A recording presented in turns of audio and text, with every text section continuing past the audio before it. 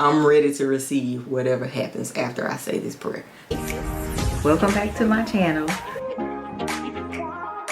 Nancy back. I'm back. The makeup looks good. Stop stealing.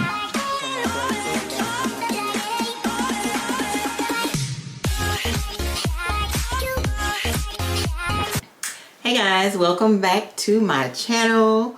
I am back with another video. If this is your first time here, my name is Nadia.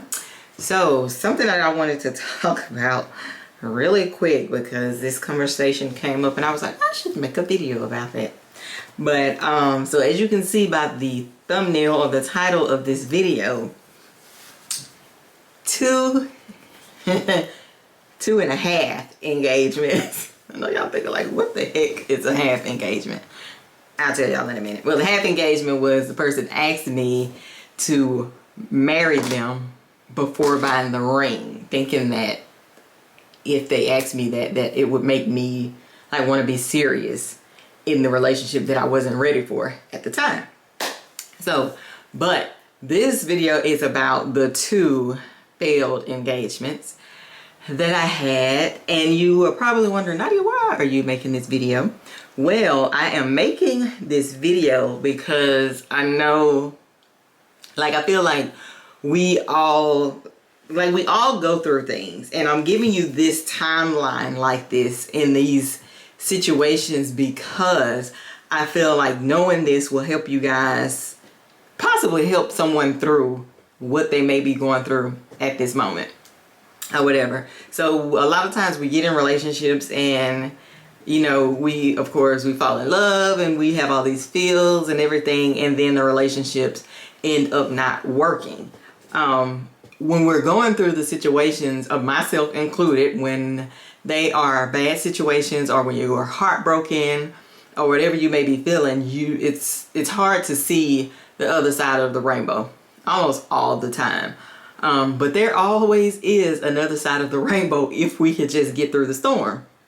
Well, my first engagement, the first time I was engaged, it's crazy.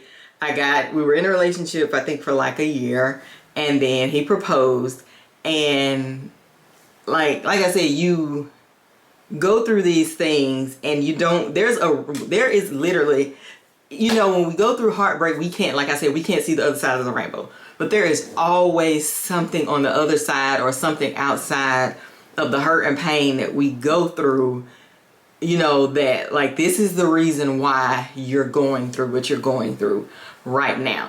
I know you can't see it.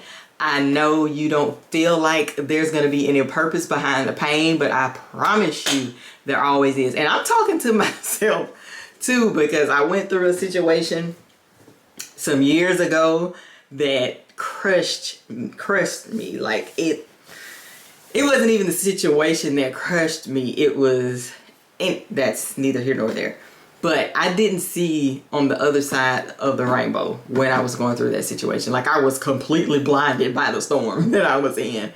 But the other side of that rainbow is the reason why I feel like I'm in the place that I am right now. Like, that was literally prepping me or preparing me for the situation that I'm in right now. Of course, I couldn't see it then. And it took a year or so for me to like see what I needed to see. It maybe have been longer, but here I am now, thanking God that I went through what I went through, because Lord, if I didn't, I don't think I would be where I am right now. But I got sidetracked, but let me get back to things. So I got engaged the first time. Well, a lot of times I feel like a lot of times us as women, we go through things with guys or women, whatever your preference is. We go through things in relationships and we know that it's a relationship that we should not be in, but we stay. Most of us stay because, oh, I love him or her. Like, that's mainly the reason why a lot of people stay, because once you're in a relationship and you've spent time in this relationship and you feel however you feel in this relationship, it's hard for a lot of people to let go because, you know, of the love. It's a fly in here. I don't even know why I have my hand up because I'm not gonna touch it with my hand. But let me get my shoe. But we go through however we feel or whatever, and we stay because of love.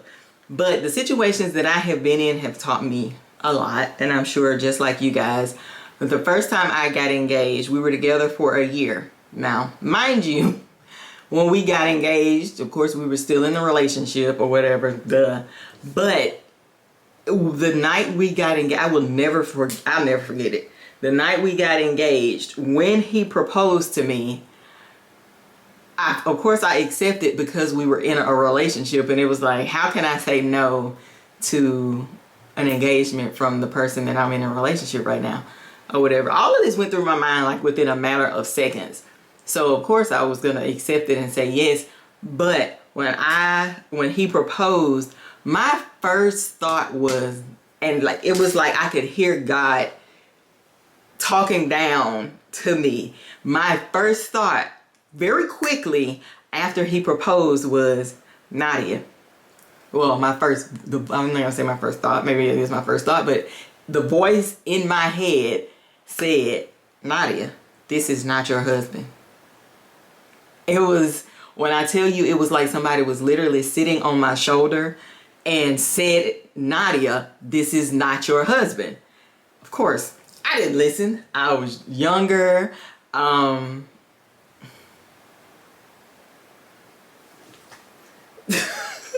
I was younger. I guess I was in love. Well, yeah, I was. I was younger. Well, I thought I was in love, but and so of course I accepted because, like I said, it's like I can't say no. This is my boyfriend, so I accepted. That voice never went away. Nadia, this is not your husband. Nadia, this is not your husband. So even after. It's so funny that I'm talking to you guys about this because nobody knows this except for my best friend, and my mom knew or whatever, and I think I told my aunt. But anyways, so it's driving me crazy. I'm sorry, y'all. It's flying around me and it's making my nerves bad, the fact that it's possible will try to land on me. And so it's like it's making me feel like I'm all over the place with my video because I can't focus with hearing the buzzing. So I'm sorry if I seem all over the place. But like I said, I kept hearing the voice of Nadia, this is not your husband. But we go on through the relationship. I think it was, like I said, it was a year and we got engaged, if I'm thinking of the timeline right. And then, so we keep going, and then I ended up pregnant. So this is how long this has been. Kind of gives away who it is, huh? But I end up pregnant, and so I was devastated. I found out I was pregnant because I didn't want kids at that age, not because of anything else. I was just like, I didn't want kids at that time. I was the one that was saying, I don't want no kids. Like, I did not want kids. So I was devastated when I found out, but it was like a day or so. It was like a day or so, and I got over the feelings of me being devastated about being pregnant. He was happy. I was not. But, because like I said, I didn't want kids at the time. But thank God for my baby. You know, I love her to death. I do not see my life without her. That is part of the point of this video.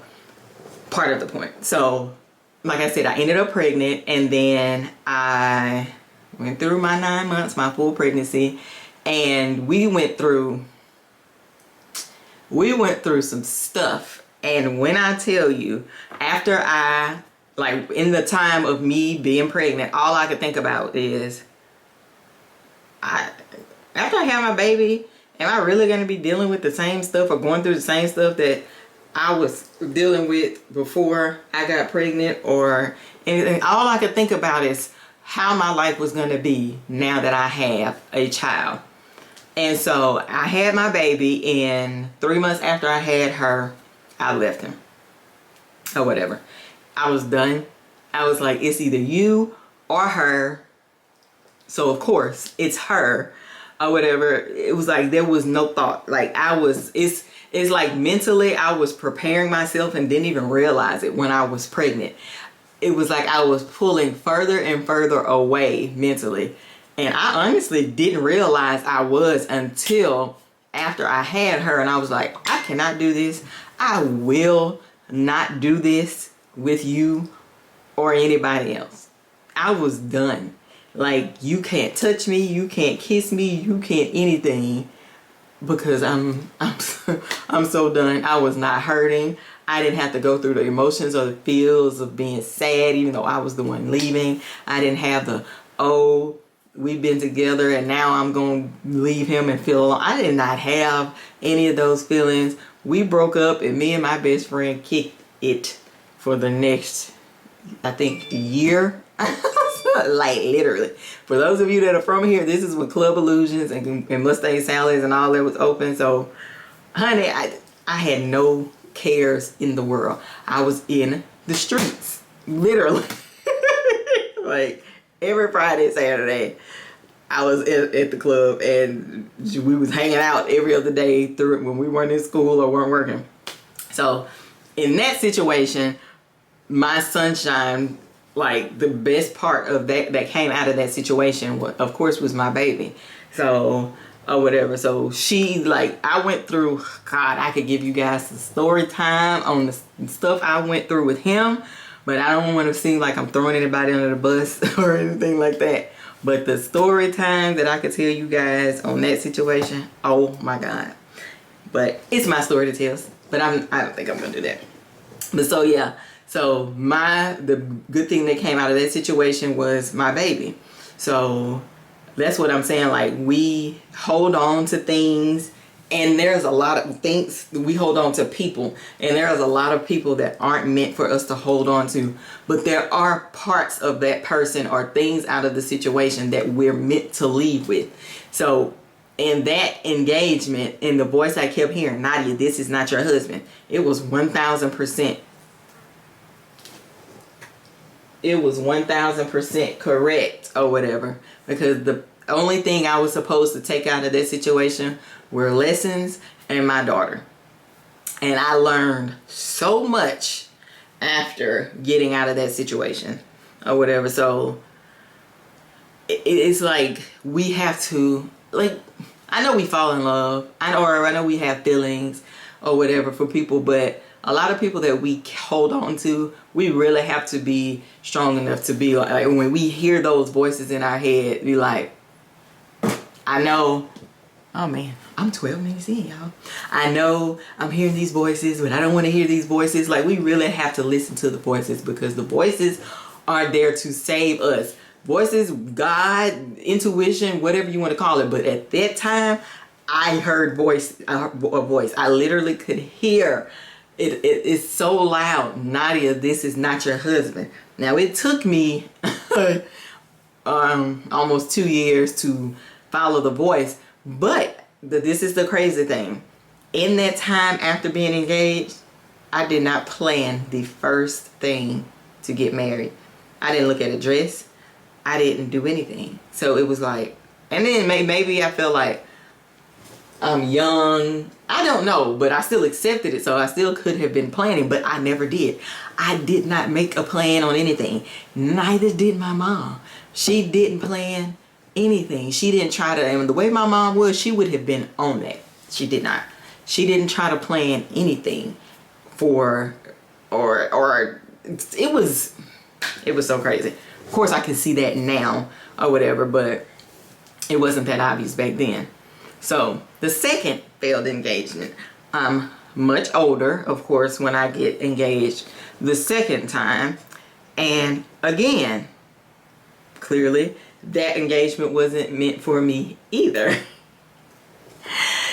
You guys don't think I'm crazy. Be like, well, dang, you just get engaged to everybody you date. I do not.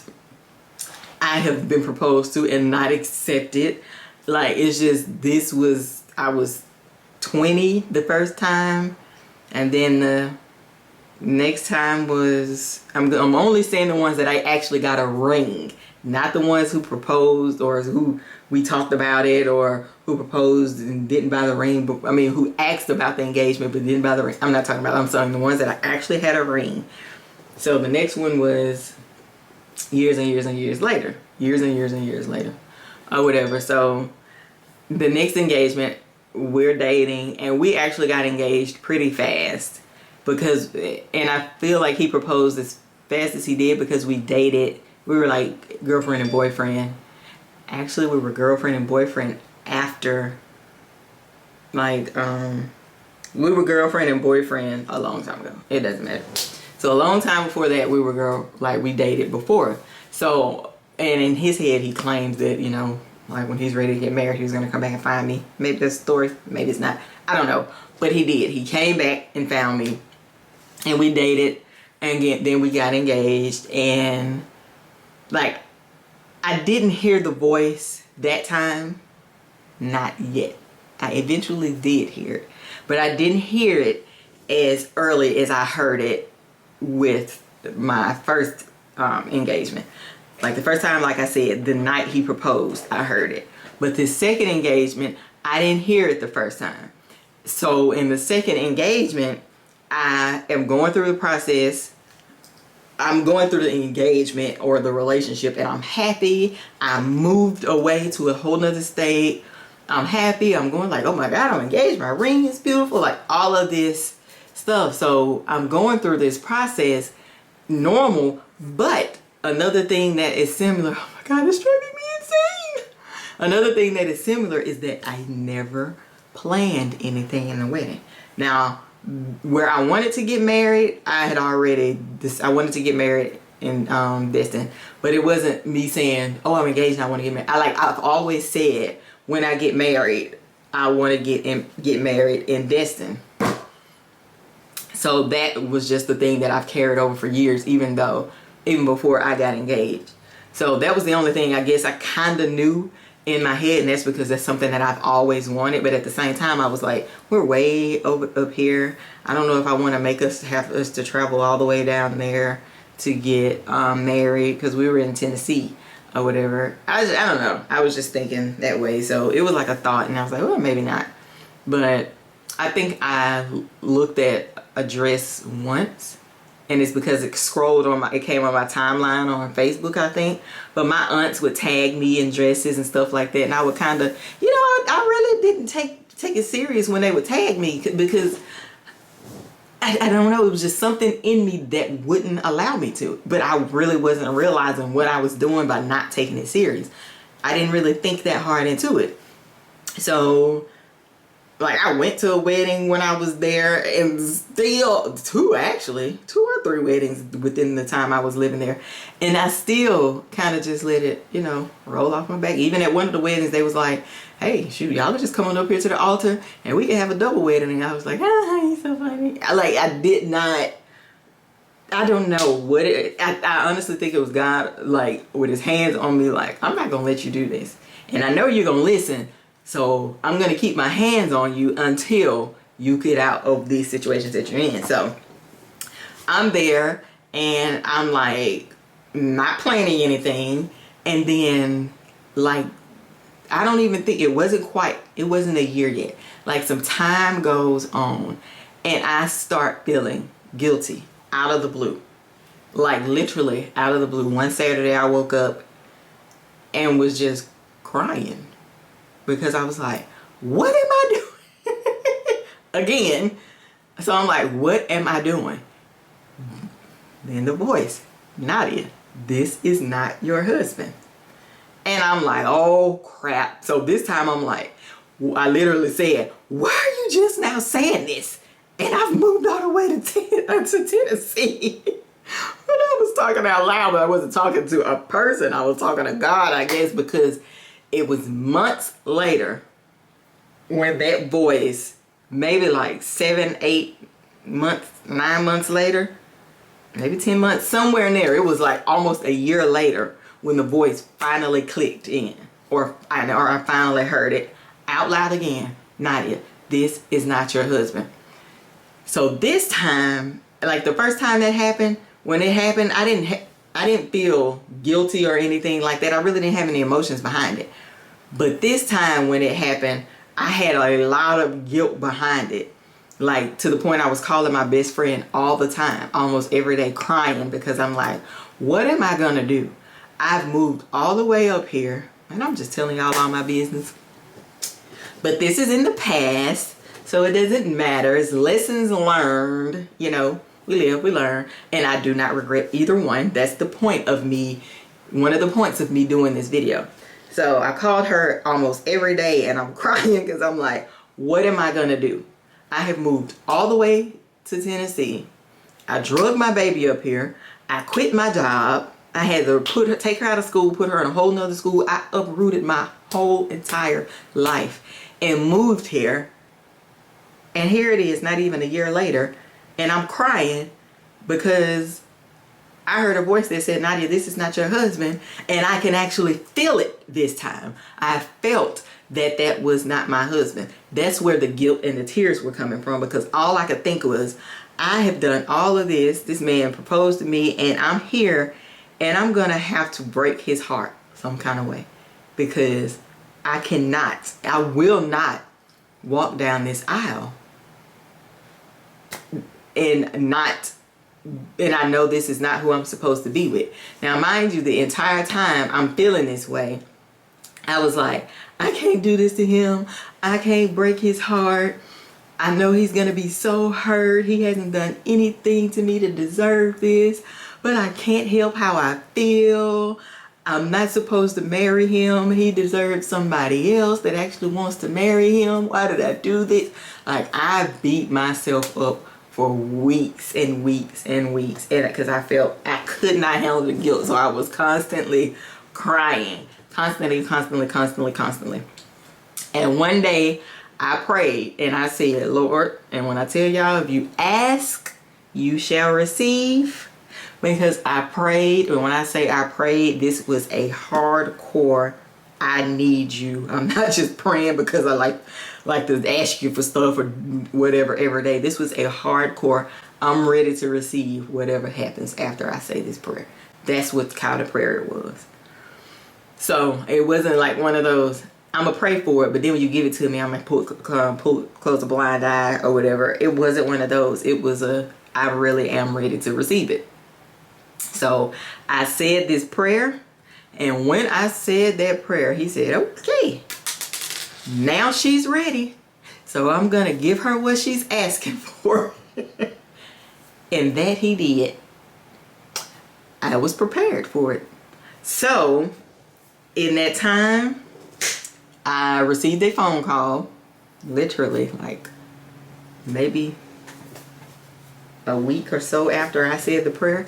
I received a phone call at work, and it was a Memphis number. And I think I've mentioned this on one of my videos back before a different reason, but it actually attaches to this video, so I'm gonna say it again.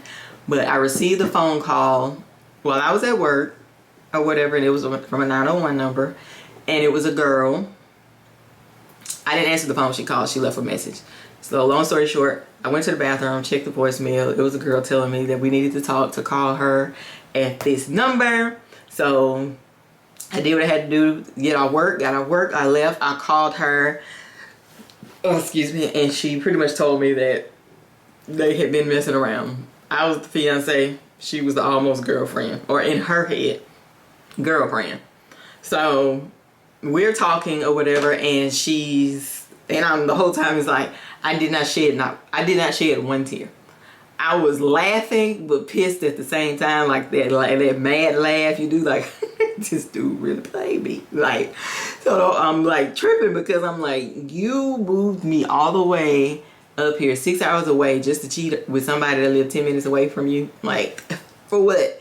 So the whole time I'm going through all of these emotions, and I'm feeling guilty about like saying, like I said, this is not my husband. The whole time I'm going through those emotions, this dude got a whole girlfriend. That's why I'm gonna say girlfriend, because she thought she was the girlfriend. Like, they were, let her tell it, they were close. So the whole time I'm feeling guilty about how I feel and thinking he doesn't deserve this. He hasn't done anything to me to deserve this. Whole time he got another girl on the side. So of course my guilt immediately stopped. immediately. Everything that I had felt completely stopped. I called my friend and told her, I'm over here feeling bad and all this kind of stuff the whole time. He talking to a girl this whole time. So we went through all of that situation. So at that point, I already felt how I felt.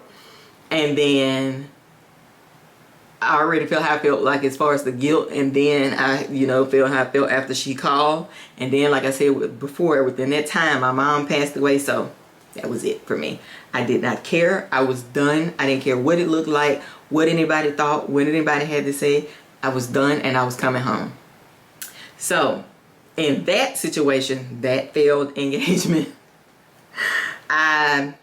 it's like a not a regret, because in that situation, it's the reason why I work where I work now, because I quit my job and found this job, so that I didn't, because the job I had been in before I was ready to go anyway, even though I had been there like 10 years. So I quit that job after I found this job, and I'm still at that place that I started working there. I just transferred. So I got my job out of it. I met some great friends there that I'm still friends with now. Like I met a bunch of people when I was there that I'm still friends with now or whatever. And it's crazy because I know more people now that live there than I knew when I lived there, which sucks because I could have had, met them in person, because a lot of them I met through social media when they found, just a whole bunch of different stuff. So yeah, so I went through that situation, and he wasn't meant for me. He wasn't the person that I was supposed to be with, but the situations and the things surrounding him that I wouldn't have gotten, or people I would not have met had I not got engaged to him and moved, then those things wouldn't have happened. So that's the takeaway, like the positive takeaway from me being engaged the second time. Like I said, the engagement wasn't for me. That was not my husband. Like, and I listened again. And after that, I just, I dated, and that was just that. But it's so crazy. Like, a part of the reason why I was like, my feelings were all over the place for years, actually, ended up after that. And when I started dating, it's almost like God was saying, I needed you in these places with these feelings only for a certain amount of time so that I could take you through the lessons that I needed to take you through. And he did, but we just have to be able to listen, guys. Like, the listening is what saved me. Because a lot of people, most people I know, when they get engaged, they end up actually getting married, whether or not they're supposed to be with the person or not. And maybe you feel like you're supposed to be with the person, but also I feel like a lot of people get the signs and the voices. And I'm not talking about just like stuff that happens, because people go through stuff. That doesn't mean that you're not supposed to marry a person just because y'all have arguments or disagreements or whatever. I'm not talking about stuff like that. I'm talking about literally the signs, or literally listening to the voices saying, this is not the person you're supposed to marry. I listened or whatever, and I ended up on the better side of it because of that. It was lessons and things going on that I needed and I would not have gotten if I didn't go through those situations. So I'm thankful, but I just wanted to kind of come on here and like give you guys kind of like a life experience of mine, in hopes that maybe it will help, because this is something that I think about all the time. And because I don't feel like a lot of people listen. I feel like a lot of people jump the gun, especially women, because we're the ones who want to get engaged, and like men control marriage most of the time. So it's mostly women that do that. We want to get engaged, and even if we know that we shouldn't, we still don't listen or whatever. So yeah. That's all I had for this video, guys. I just wanted to come on here and kind of chat with y'all about that. Sorry, phone keeps going off. But chat with you guys about that. Thank you so much for watching this video. If you enjoyed it and you have not already subscribed, make sure that you hit the red button below and subscribe to my channel. Thank you guys so much again, and I will see y'all in my next video. Bye, guys.